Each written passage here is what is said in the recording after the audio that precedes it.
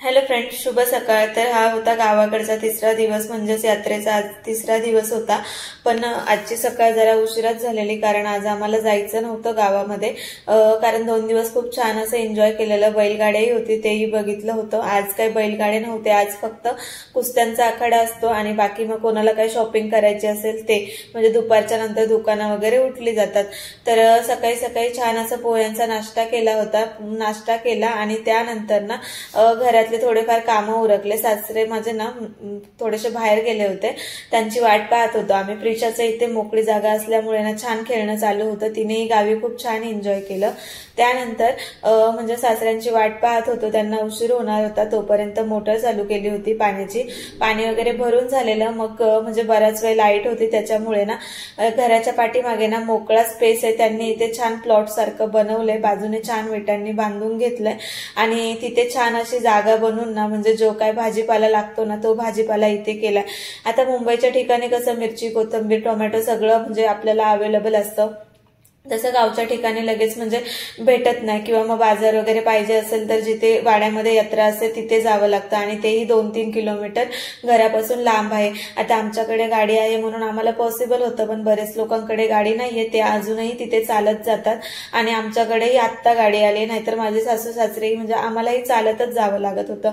मग पाठीमागे जो भाजीपाला होता ना त्याला पाणी वगैरे दिलं, त्या भाजीपाल्याच्या म्हणजे तिथेच खाली जागा आहे, त्याच्या पाठीमागे ना आंब्यांची झाडं लावलेली आहेत, थोडीशी काही झाडं म्हणजे असंच नॅचरली म्हणजे उगवलेत, जे आपण खाऊन आंबे खाऊन त्यांच्या कोया टाकलेल्या ना त्याचेच उगवलेत। पाठीमागे आंब्याचे झाडं, पपईचे झाडं, तिथे अजून जांभळचं झाड आलंय, रामफळ, सीताफळ, म्हणजे हे बऱ्याच वेगवेगळ्या प्रकारचे तिथे झाडं आलेत। तर पाणी होतंच, तर इथे ना छान असं त्यांनी वाफे बनवून घेतले होते। मग मी इथे सगळं म्हणजे सगळ्या झाडांना पाणी वगैरे दिलं। पपईचंही झाड खूप छान आलंय आणि ते आंब्याची तिन्ही झाड आहेत ना, तिन्ही पण झाडं खूप छान आलेत, पण एकदम जवळ आलेत। तर म्हणजे ते झाडं लावले नाहीयेत, ते आलेले म्हणजे उगवलेले झाड आहेत, पण ते खूप जवळ आलेत। पण आता बघू कोणतं झाड वाढेल, काय होईल ते। त्यानंतर इथे पाणी वगैरे देऊन झालं होतं। बाजूलाच ना लिंबूचं झाड आहे, ह्या लिंबाला ना खूप फुलं आलेत, म्हणजे हे त्याचं पहिलंच वर्ष असेल पीक घेण्याचं। तर अजून 2-3 महिन्यामध्ये छान त्याला खूप प्रमाणामध्ये लिंबू येतील, कारण आत्ताच त्याला खूप छान फुलं आलेत। त्याच्याच पुढे ना एक कडीपत्त्याचं झाड आहे, ते कडीपत्त्याचं झाड पण खूप मोठं झालंय आणि त्याला खूप कडीपत्ता आहे, त्याचा सुगंधही खूप छान येतो। मी नेहमी मुंबईला येत असताना ना तिथून बराचसा कडीपत्ता घेऊन येत असते। त्याच्यानंतर आमचं इथे उरकलं होतं, मग आम्ही निघालो। तर आज आम्ही जाणार होतो म्हणजे भीमाशंकरला जाणार होतो, हा ब्लॉग मोठा होईल म्हणून मी तो म्हणजे वेगळा व्हिडिओ बनवलाय। तर आम्हाला जायचं होतं सटवाईचं, म्हणजे आमची कोलतवड्याला सटवाई, तिचं दर्शन घेण्यासाठी। इथे आजूबाजूचा परिसर तुम्ही बघूच शकता की किती छान वाटतंय। गावी असलं ना की म्हणजे कोणताही टायमिंग असू दे, म्हणजे एकदम नॅचरल पद्धतीने सगळ्या गोष्टी एकदम छान वाटतात। मुंबईच्या ठिकाणी तरी कसं फोटो व्हिडिओज काढण्यासाठी थोडीफार शोभा करावी लागते, तसं गावच्या ठिकाणी अजिबात नसतं।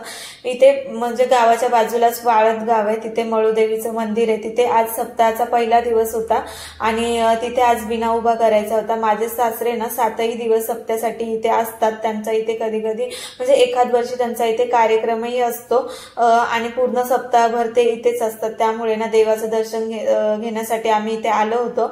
इथे छान मंदिर आहे वरती, असं टेकडीवरती छान देवीचं दर्शन वगैरे घेतलं आणि तिथे ना म्हणजे महाप्रसादाचा वेळ झाला होता, विना वगैरे उभा करून त्यांनी ठेवला होता। इथेही मळूदेवीच्या म्हणजे ज्या मूर्ती होत्या त्या खूप छान होत्या, आम्ही इथे त्यांचा आशीर्वाद वगैरे घेतला। बाजूला महाप्रसाद चालला होता, मग सोबतच आम्हीही महाप्रसादाचा लाभ घेतला। इथे ना पूर्ण 8ही दिवस सकाळ संध्याकाळ दोन्ही टाइम जेवणाची उत्तम सोय केलेली असते। जेवणही एकदम छान पद्धतीमध्ये म्हणजे तिथेच बनवलं जातं, पण खूप छान जेवण असतं।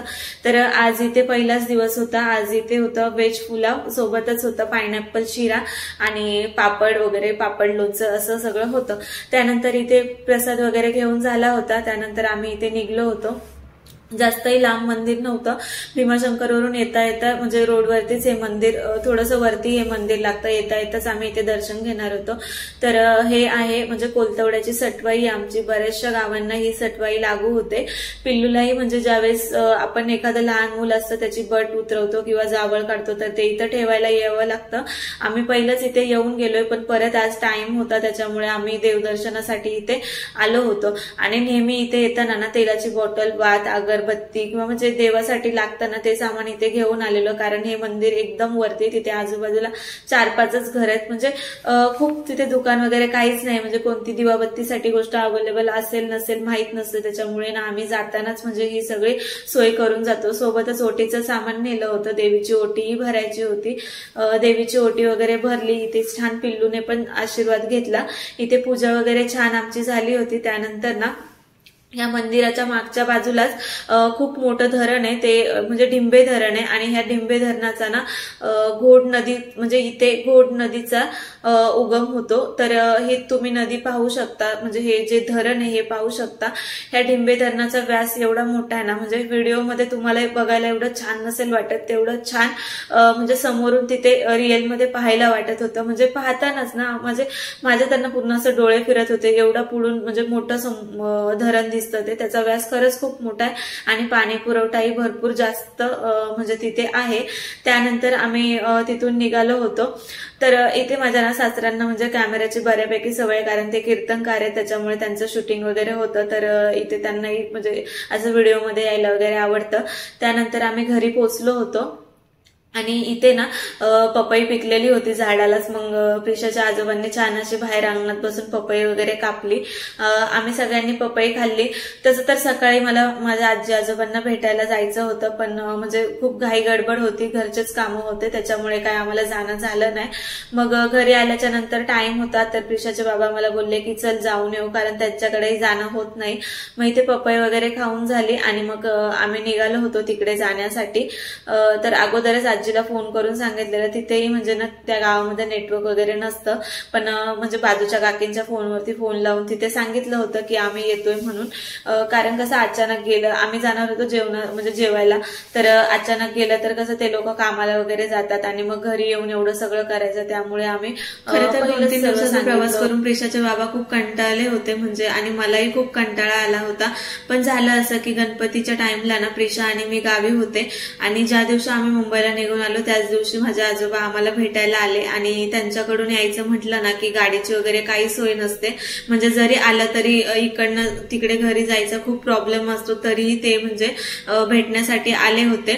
आणि हे मला मुंबईला गेल्याच्या नंतर कळलं. प्रिशाचे बाबा म्हणून मला बोलले की ते एवढं लांब आले होते, आपण आता आलोच आहे, तर कितीही उशीर होऊ दे आपण त्यांना भेटून येऊया.